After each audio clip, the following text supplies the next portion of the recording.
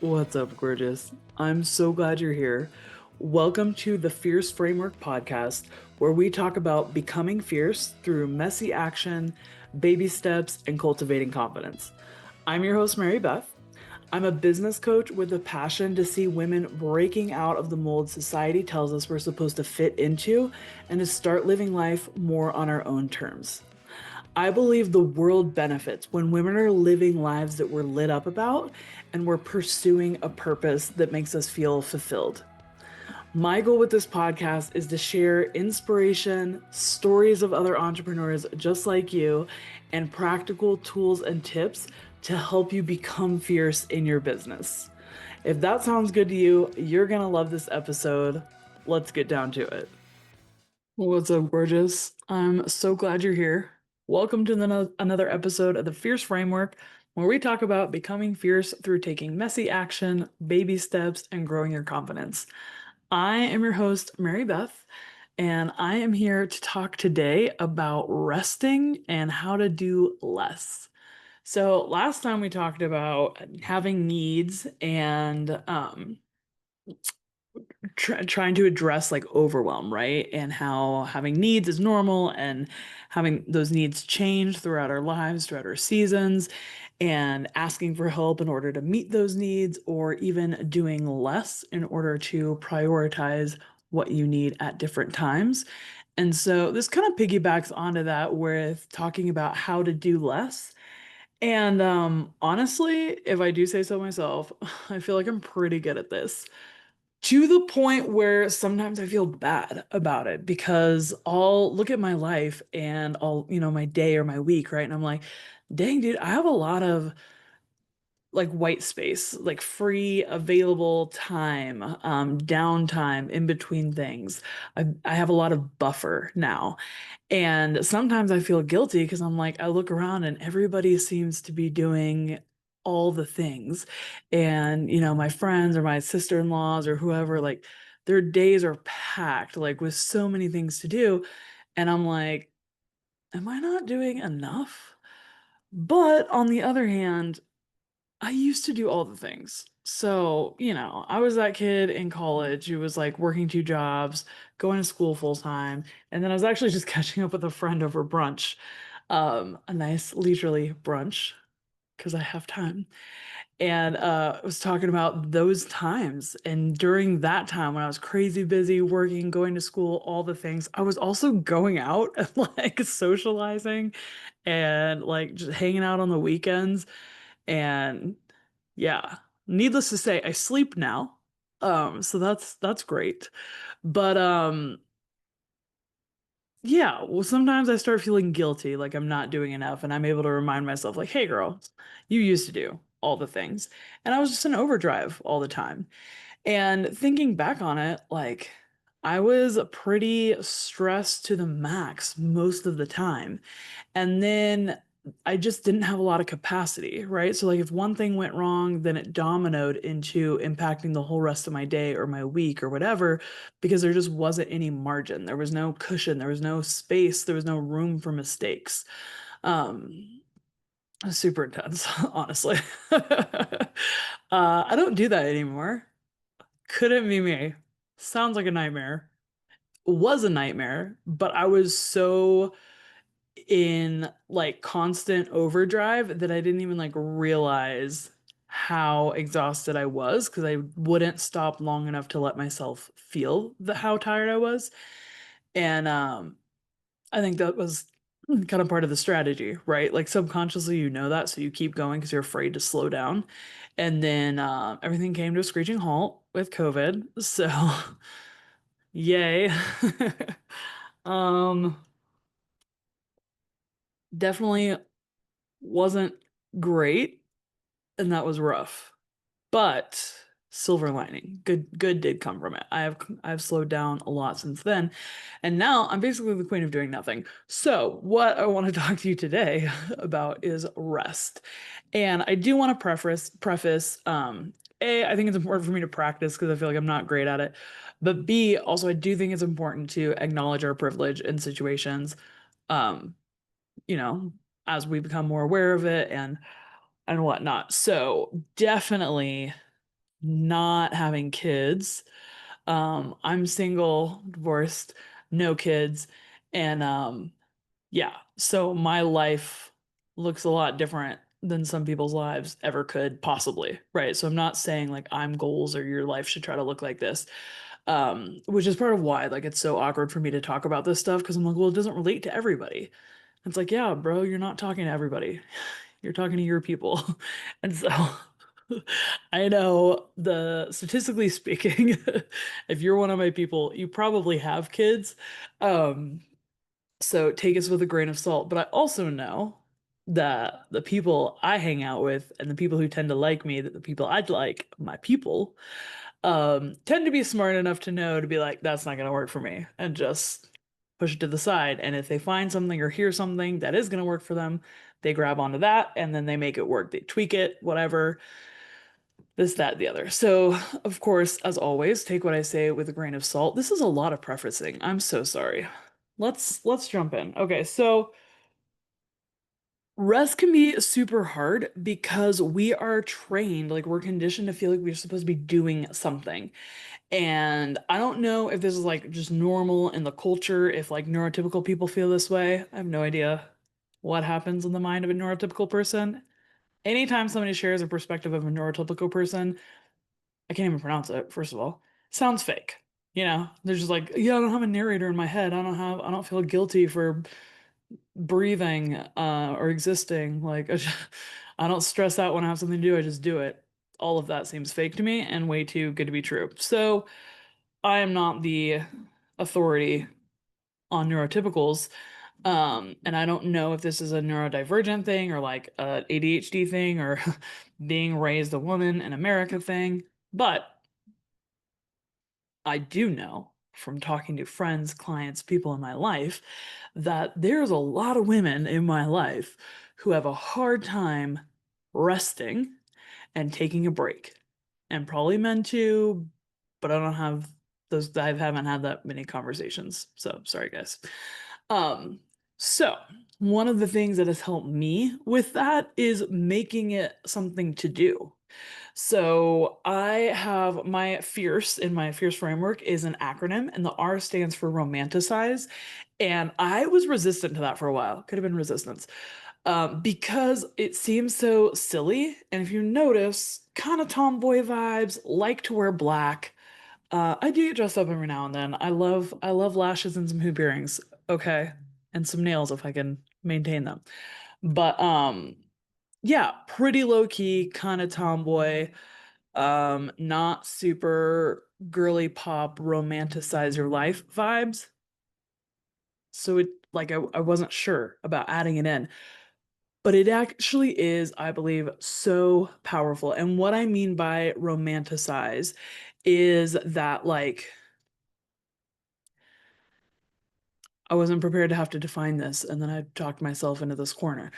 It's essentially like being soaking in, getting all of the juicy goodness you can out of a moment. Okay. So it's like I can drink my coffee and I can just like chug it, and that's fine. I drank my coffee. Or I can like romanticize drinking my coffee and I can make sure that I have my like my favorite coffee in the cupboard, you know, that's available. And if you do cream or sugar or whatever, then like you have that. And so it's like your favorite and it's what you like and it's enjoyable. And then you get an ember that my mom got me for Christmas. Amazing. So then it stays hot, but you still get to like drink it out of a mug. Because if you've been watching the show for a long time, you know I drink coffee out of a straw.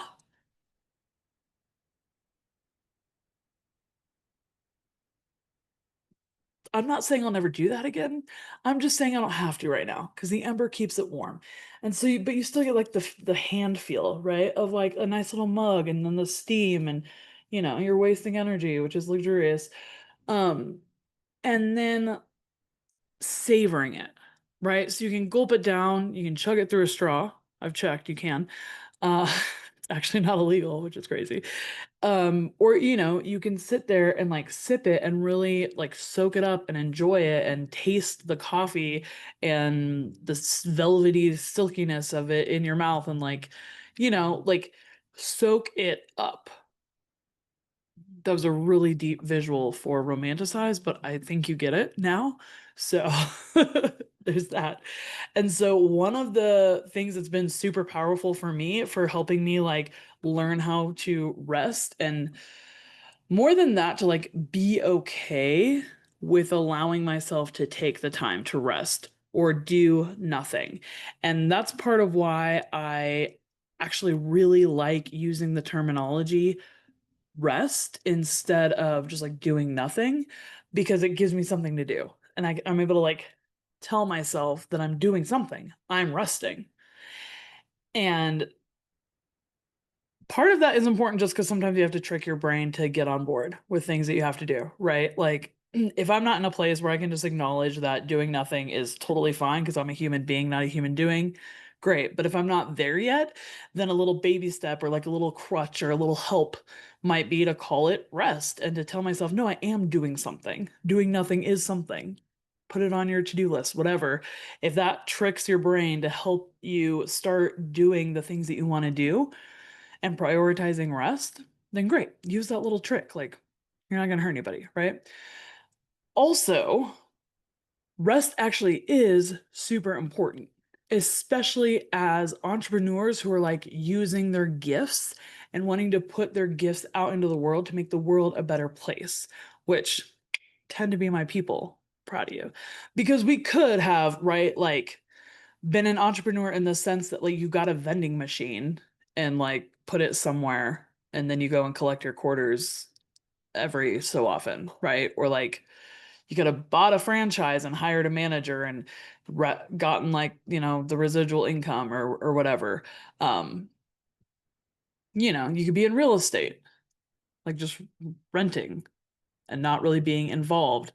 But most of us, most of the people I'm talking to, most of my people, we're in it to change the world, starting with us, honestly, right? Whether it's getting out of corporate or doing something that makes us feel alive. Like, we're entrepreneurs because there's this like light and this purpose and this fire inside us that we want to express and live out. And that requires rest, because when you are putting yourself into your work and you're putting like your soul into what you're doing and like how you are in the world through your work, that requires so much of you. It requires creativity, it requires energy, it requires presence. And in order to refill all those things, it requires rest. We don't have an unlimited amount of energy. And you might notice, maybe it's just me, but if I'm present and like burned out, or if I'm present and my cup is empty, I might be present, but like it's not gonna be a great experience, right? And it's like then you're in that situation where like everything is bothering you and you're nitpicking everything and you're hypercritical because you're present, you're there, you're noticing, but you're on empty. And so instead of contributing, you're being impacted instead of being the impact, right? So that's part of why rest is so important, to fill us up so that when we come into a space and we bring our presence, we're showing up in a way that we want to, in a way that is contributing to and enhancing the environment, the atmosphere, and the people that we're interacting with, right? So, all this to say, well, most of that last part, right? To say that rest is powerful and important and necessary, okay? And it is crazy how hard it can be for us to rest. And I also want to clarify, I'm talking about rest beyond like sleeping, the amount of sleep that your body needs. I'm talking like rest, restoration, rejuvenation, refilling your cup. Um, like it's kind of like active recovery versus passive recovery, right? So we consider sleep like passive recovery and rest active recovery, where you're like pouring into yourself. Hey, so on this podcast, we're always talking about how to make progress towards your goals and reach your dreams.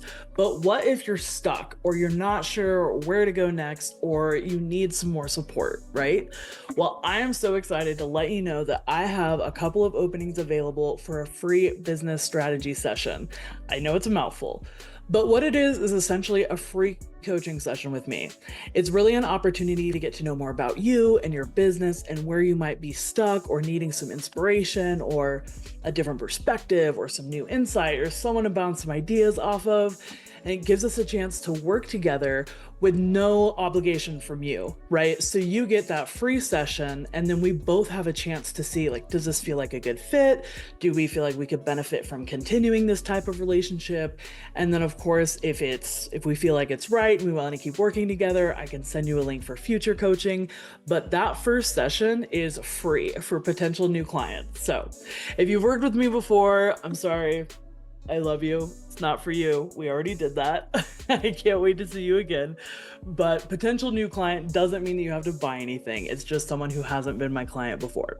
So if you feel like you could benefit from an hour talking strategy, getting new perspectives, getting you unstuck and back to business, back to making money, and on track to hit your goals, I'll include the link in the description so you can go ahead and get signed up for your free business strategy session so we can get you unstuck, inspired, and back to hitting those goals.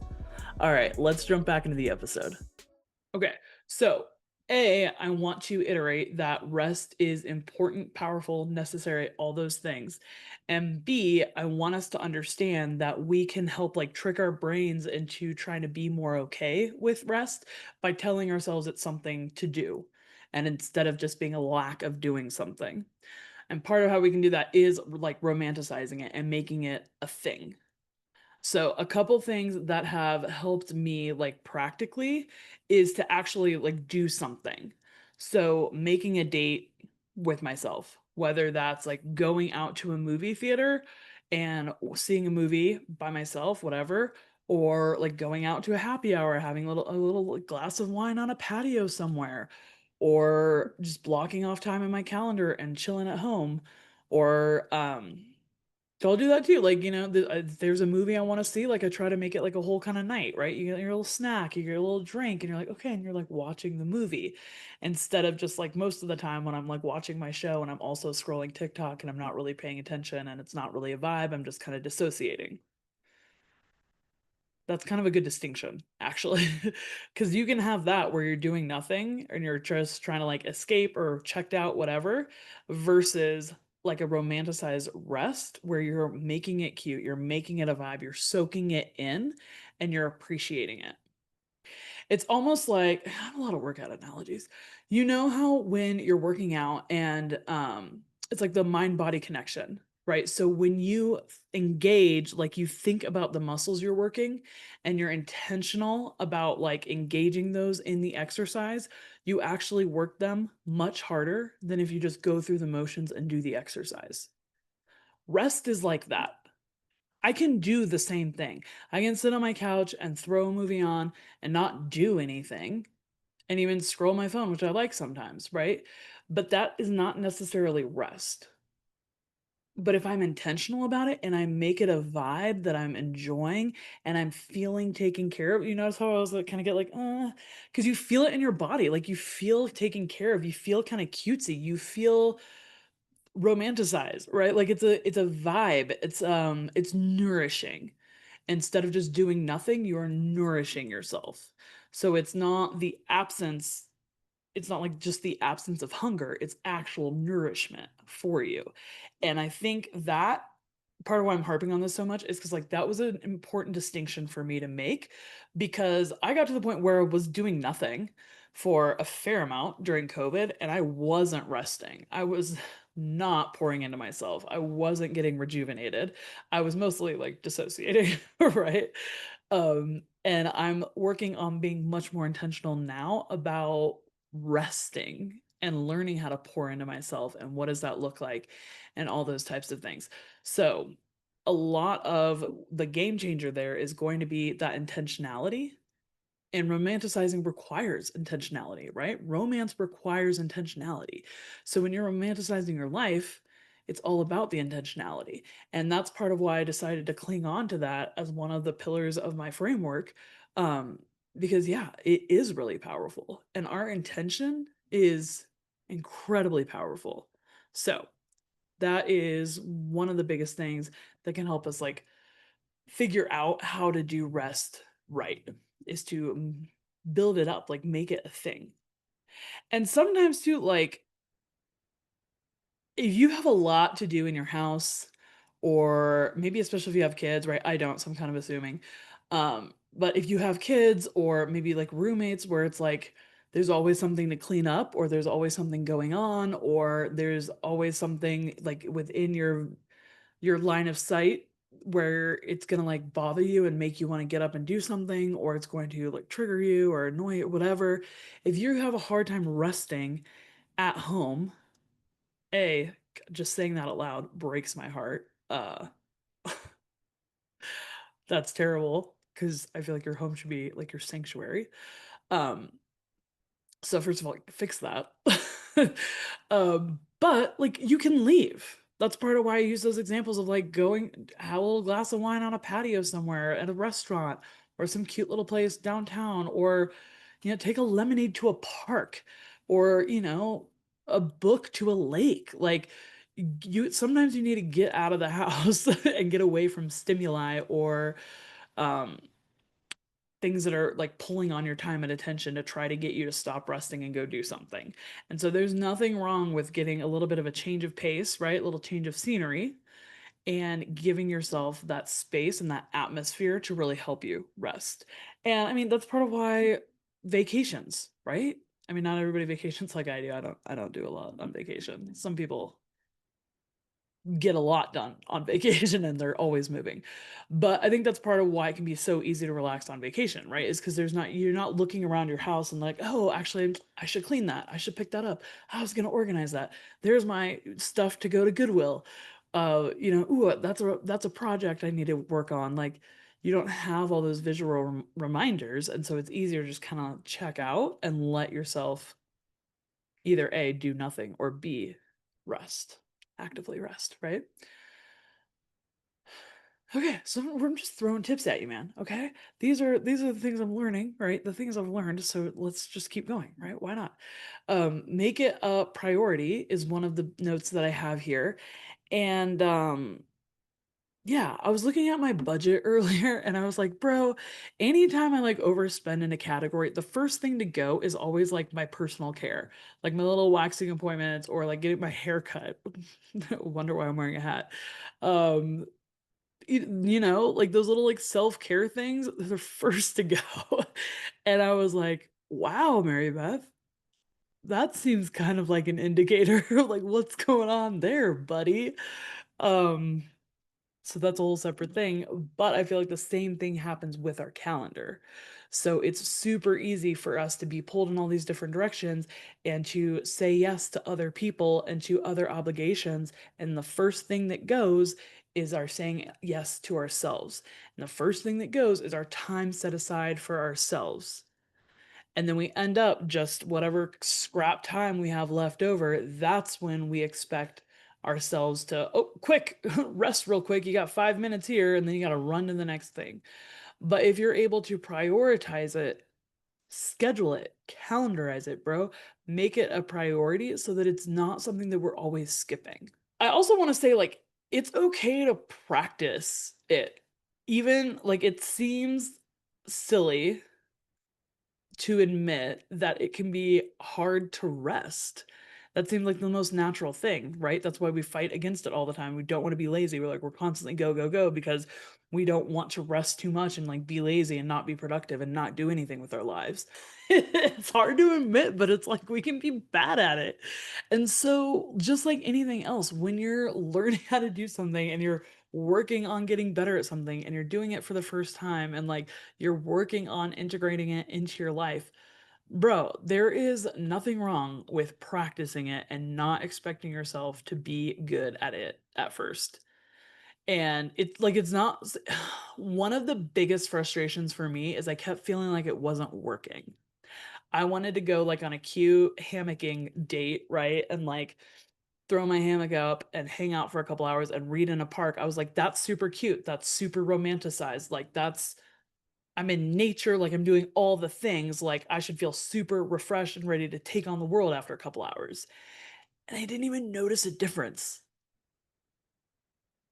Like, I didn't even feel super relaxed. I didn't feel super rejuvenated.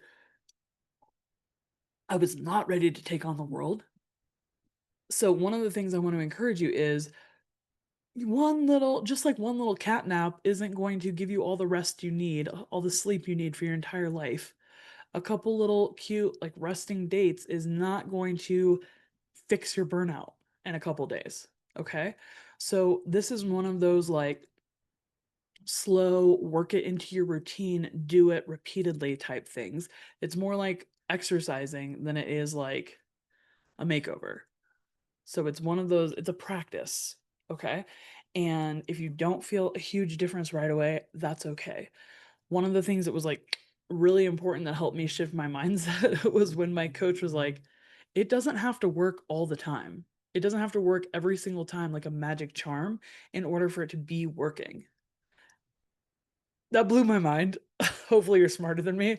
But I was like, oh, because I thought if it didn't work one time, it didn't work.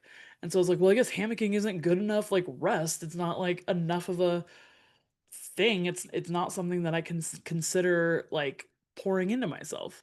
And she was like, "No, bro. Nothing works all the time. Like that's crazy. And things are changing all the time. Like where you're at mentally, like where you're at hormonally, where you're at in your cycle, where the moon is in its cycle, like all these things, right? What you're dealing with, what you're thinking about. So things are not going to have the same impact every time, and that's okay. So I want to reassure you if you try something and it's not a silver bullet, that doesn't mean that you're doing anything wrong or that there's anything wrong with you. Just like everything else, rest, working on doing less, it's a practice. Okay. So it doesn't have to work right away or every single time. One of the things too that I think was interesting is sometimes if you're like talking about it being a practice and like requiring practice, especially if we're romanticizing things, it can take a little bit of setup time, like a little bit of, intentionality and effort to set up a scene or to like create a vibe. And that's okay. If you listen to the Belize episodes, then you probably heard me talk about how I like had this realization about how I caught myself saying to myself often, like, it's not worth it. Just like a little bit of effort to have more of an experience of like, "Ugh, it's not worth it because I didn't want to put the effort in." But then when I realized, what was I actually saying? Like, is the thing not worth it? Or was I saying that I'm not worth providing an elevated experience for? Because you could say it's not worth it to have hot coffee. Let it just get warm, let it get cold, and, it's fine. It's not worth it. But what if it makes me feel special? What if it's something I really enjoy and appreciate? What if having a warm coffee that stays warm heals a little part of my soul? Like, that's extreme, but if you know, you know. And so I'm working on reframing that where it's like, is it not worth it or are you not worth it? And then once it's like that big of in your face, I was like, oh, like, can't say I'm not worth it. I'm a coach. I would be crazy. I got to practice what I preach. So you are worth the effort to create a vibe, to create an environment that is going to make it easier for you to soak up a moment and to relish in a moment and really savor that enjoyment of whatever vibe you're creating for yourself to get that rest. So I know it can be counterintuitive to work and do like a setup to create the rest, but it can be such a powerful payoff. So, for example, like coming back from Belize, I was like, I want a hammock more, dude. Like, I want to be out in nature more. Um, and hammocking is like super fun, super easy, super relaxing. And I was like, I can definitely do that. But I hadn't hammocked in Colorado. I'd been one time with a friend and I couldn't remember exactly where it was. And so instead of waiting for a time when I was super exhausted and needed rest, I tried to be a little bit more strategic. And I went when I had a little bit more energy and was in a little bit more of an adventurous mode to find a park and find a good place to hammock so that I could set it up and scope it out. And now I have my spot But it took that energy and it took that intentionality at the beginning to find that spot and to make sure like the trees were going to support me and there was shade and like not too many people running around and all that kind of thing. So I wanted to bring that up because for me it was counterintuitive because I tend to be like, okay, well, that's too much work then. So just don't hammock so that you don't have to do the work of finding the hammock spot. But in reality, that little bit of work up front has actually helped me create several days where I know where to go now and I know I'm gonna love it and I know like exactly where I'm going. And so it doesn't take very much effort anymore because now it's part of the routine because I've done it a couple times. So just like it can be uncomfortable at first to like rest and just sit with your thoughts or sit and do nothing when there's so many things that you could be doing and so many things that you should be doing and all the things and it can actually be uncomfortable to rest and be like, no, actually, I'm just gonna sit here and enjoy my coffee and not multitask. Or, I'm gonna sit here and watch this candle for 5 minutes and call it meditation. And I'm not gonna multitask and I'm not gonna rush to the next thing. I'm going to rest. I'm going to soak up this moment. It sounds all like cute and romantic, but it can actually be really uncomfortable. So I want to encourage you, same with the discomfort, same with like a little bit of energy that goes into setting it up. These things are all normal, and it doesn't mean that you're not going to have like a restful, nourishing moment once you've kind of cultivated and created that vibe. Along those same type of lines is a vibe can be really helpful. So addressing things that like keep you from resting. So we kind of hit on that when I talked about maybe you need to leave the house. Maybe you need to get away from the things that are stressing you out right now, or you need to get away from all the visual reminders of all the stuff you should be doing. Maybe you need to separate where you work from where you rest. Maybe working from bed and then trying to sleep in bed is confusing your brain. So maybe you need a workstation and a rest spot. Maybe you need some blackout curtains. Maybe you need a candle and a comfy blanket when you're reading your book so that you can actually like have a whole atmosphere, a whole vibe. Because it's one thing to read a book, which is great, but it's another thing to have like a whole cozy reading nook and like really get into it and have your tea and a blanket. Like, are you kidding me? So I want to encourage you to give yourself those things and to address the things that pull you away from wanting to rest and ask yourself, like, what can I do to counteract that? So if I'm chilly or uncomfortable, okay, how can I get more comfortable when I'm trying to read? How can I grab a blanket so I'm not chilly so I can enjoy reading? Whatever type of thing that is, you are worth it.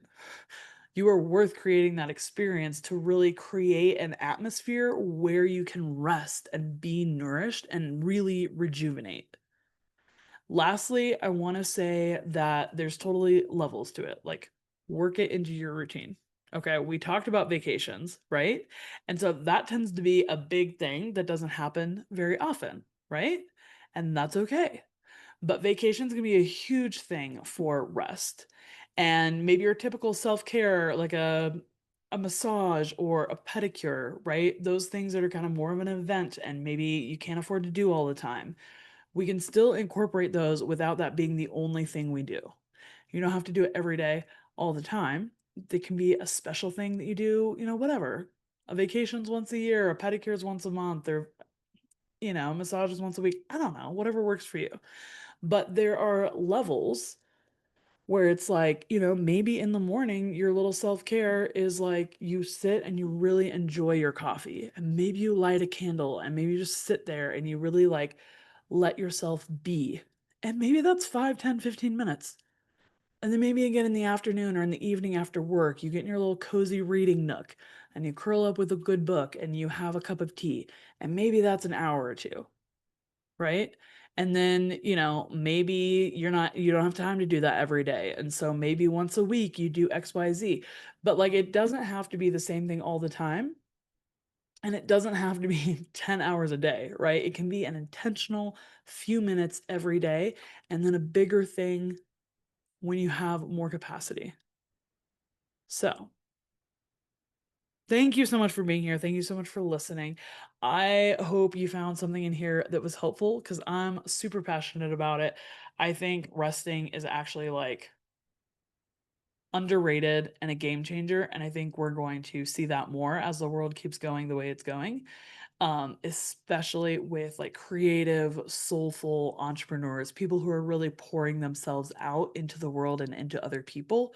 We need to be refilled. We need to be pouring back into ourselves. And rest is one of the huge pieces of that. So I hope you found this helpful. I already said that. I hope that you're able to find some like practical tips that hopefully spur like your own creative ideas that really work for you, because these are based on me, right? And generalizations. So as always, make it work for you, leave what doesn't work. And I appreciate you so much. I will see you soon. And until then, keep becoming fierce. Thank you so much for joining me on this past episode of the Fierce Framework, where we talk about becoming fierce through taking messy action, baby steps, and growing your confidence. I'm your host, Mary Beth. I'm so glad you're here. I hope you got a lot out of the episode.